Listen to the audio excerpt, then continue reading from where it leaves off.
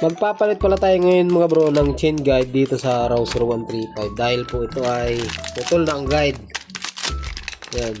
Murang-mura lang naman ito mga bro. Baka maingay na yung mga Rouser 135 nyo.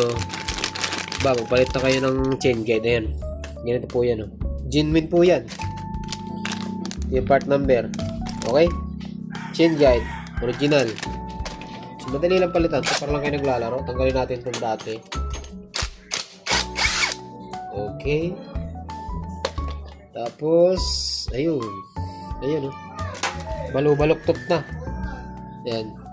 Tapos, putol na kasi ito mga bro. Yung isang, di ba, dalawa ang guide ng Rouser. Yun nandito, medyo maganda pa. Yun nandito, putol na siya. Ayan. Kaya, kailangan na natin palitan. Eh, murang-mura lang naman ang guide, eh.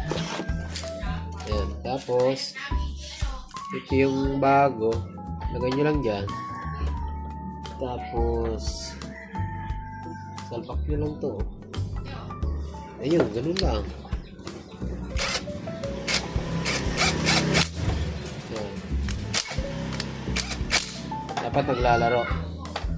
Ayan. Hindi pwedeng hindi. Dapat ganun. Okay? So, yung sa kabila naman mga bro, madali lang to. Sasalpak ko lang to dito. Ganyan. Kung sakali.